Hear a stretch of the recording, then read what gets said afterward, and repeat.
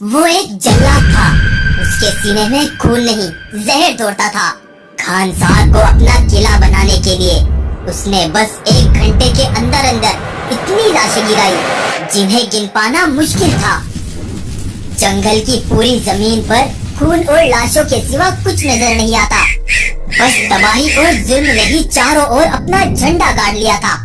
आग की तेज झोंकों में सुलगते जानवरों की चमड़ी चील कौवे नोच नोच कर खा गए। उनके लिए ये मंजर कयामत से कुछ कम नहीं था। खानसार की जमीन खून से बिल्कुल लाल हो चुकी थी।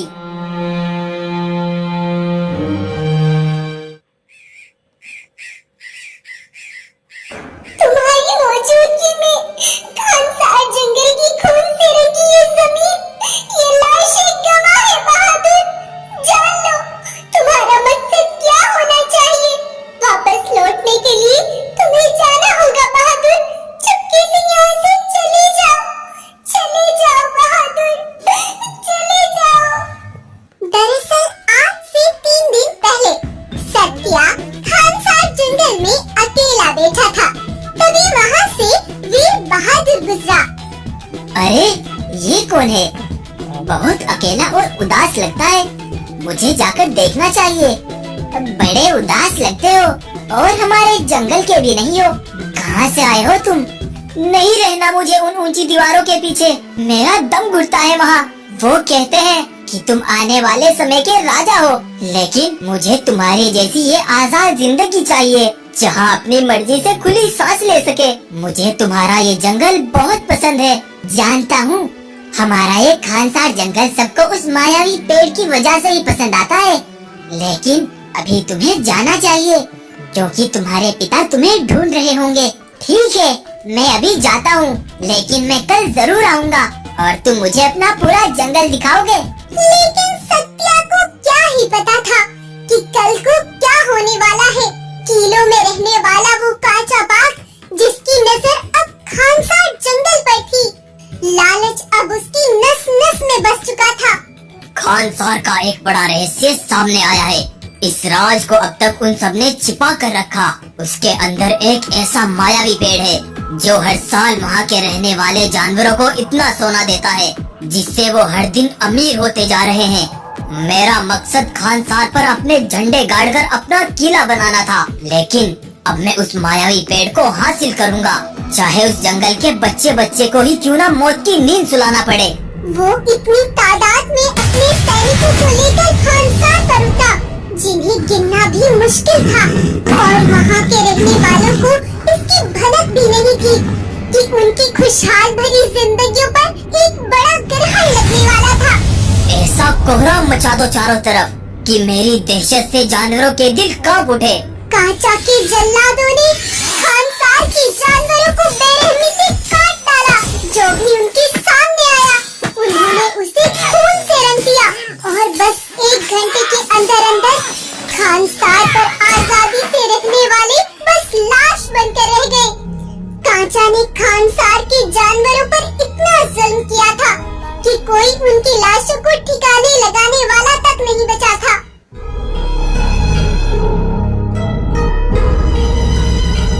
और बहादुर की माँ भी सिसकती अपने बेटे को वचन देकर आखिरी सांसें गिनती मर गई। तब कांचा उस मायावी पेड़ के पास पहुँचा।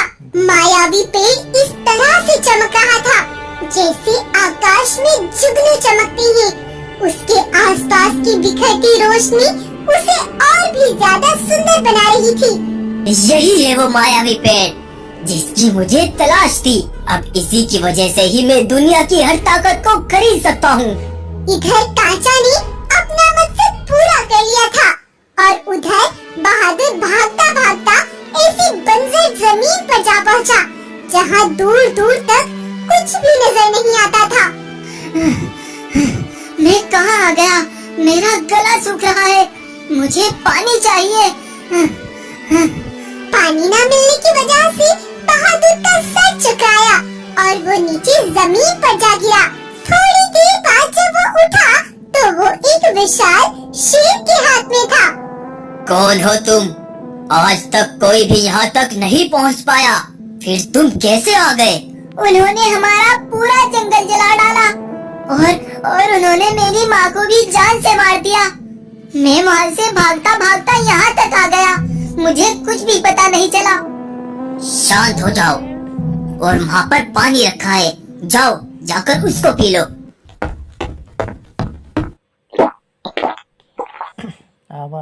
इन शक्तियों का असली हकदार आ चुका है और वो खुद चलकर मुझ तक पहुँचा है। बस कुछ इंतजार और फिर मैं ये शक्तियाँ उसे देकर हमेशा के लिए आजाद हो जाऊंगा। उधर काचा ने उस मायावी पेट से इतना सोना निकाला कि वो दुनिया का लगभग सबसे अमीर राजा बन गया था। 25 साल कब बीत गए पता ही नहीं चला। बहादुर अब पूरी तरह से जवान हो चुका था। तब विशाल शेर ने बहादुर के माथे पर एक मोती रखा, जिससे उसके पूरे शरीर में एक अजीब सी रोशनी फैल गई। बहादुर को अपने अंदर आज ऐसी ताकत महसूस हो रही थी जो किसी के पास नहीं थी। 200 साल पहले ये शक्तियाँ मुझे मेरे पूर्वजों ने दी थी और मैं जब तक नहीं मर सकता था जब तक मैं इन शक्तियों को एक ऐसे जानवर को ना सौंप दूं जिसका मकसद सिर्फ हक के लिए खड़ा होना हो। और आज से ये शक्तियाँ तुम्हारी है। उन शक्तियों को हासिल करके बहादुर एक ताजिर के भेष में काचा के जंगल तक पहुंचता है। वहाँ काचा को एक सिपाही मिला। कौन हो तुम और कहाँ से आए हो? अरे भाई, मैं एक ताजिर हूँ, सामान खरीदता बेचता रहता हूँ। सुना है कल तुम्हारे यहाँ एक बड़ा जश्न होने वाला है। कल जब साम्राज्य के महाराज काचा यहाँ वापस आएंगे तो वे अपने बेटे सत्या को जंगल का नया राजा घोषित करेंगे। और अगर सत्या के राजा बनने तक काचा ही ना रहा तो क्या बोल रहे हो तुम? तुम्हें कुछ पता भी है? अरे भाई, गुस्सा क्यों हो रहे हो? मैं तो बस एक बात कह रहा हूँ, होने को कुछ भी हो सकता है। खैर अब चलता हूँ। काचा अपने एक सिपाही के साथ खानसार के लिए लौट रहा था, लेकिन तभी बहादुर ने काचा का रास्ता रोक लिया। कौन है तू और तेरी हिम्मत कैसे हुई मेरा रास्ता रोकने की? मैं तुझ पर आने वाला वो तूफान हूँ जिसने अपने बचपन में किसी से तेरी बर्बादी का वचन लिया था। बहादुर ने एक ही झटके में काचा को खत्म कर दिया। तेरे प्राण अभी बख्श देता हूँ, जाकर उस ना होने वाले राजा से कह दे कल उसका मुकाबला मुझसे होगा। सत्या ने जब अपने पिता की मौत की खबर सुनी तो वो पागल सा हो गया। जिसका डर पूरी दुनिया में फैला हुआ है, ये कौन है जिसने उसे मौत के मुंह में पहुंचा दिया? सत्या अपने सिपाहियों के साथ पूरी तैयारी से खड़ा था। तभी वहाँ बहादुर अकेला आता है। सत्या उसे देख चौंक गया। बहादुर, तुमने मेरे पिता को मारा। अब जितनी गहरी दोस्ती थी उतनी ही गहरी दुश्मनी होगी। मैं समझता था कि तुम अपने बाप से अलग होगे, लेकिन तुमने दिखा दिया जैसा बाप वैसा बेटा। उसने मेरे बचपन में मेरे इस खानसार को जला डाला था। आज उसी का हिसाब चुकता करने आया हूँ। तो तुम्हें लगता है तुम अकेले हमसे टकरा जाओगे? तभी बहादुर ने अपनी उन शक्तियों का प्रयोग करके अपने 4 से 8, 8 से 16 रूप ले लिए। बहादुर की ऐसी अनोखी ताकत देख सत्या की आंखें फटी की फटी रह गई और उसके सिपाही भी डर गए।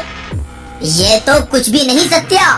मैं चाहूँ तो अपनी जादुई ताकत से हजारों रूप भी ले सकता हूँ, जिनसे टकराना तुम्हारे बस की बात नहीं। बोलो, अब लड़ना चाहोगे या फिर यहाँ से भाग जाना पसंद करोगे? महाराज, इससे टकराना हमारे बस की बात नहीं। भलाई इसी में है, हम अपनी जान बचाकर यहाँ से भाग जाए। सत्या वहाँ से अपनी सेना लेकर ये जंगल छोड़कर हमेशा हमेशा के लिए चला गया और काचा ने जिन जानवरों को अपना बंदी बनाया हुआ था, बहादुर ने उन्हें आजाद करा लिया और अपनी माँ से किया वादा आज बहादुर ने पूरा कर दिया और खानसार फिर से आजाद हुआ और सब हंसी खुशी रहने लगे।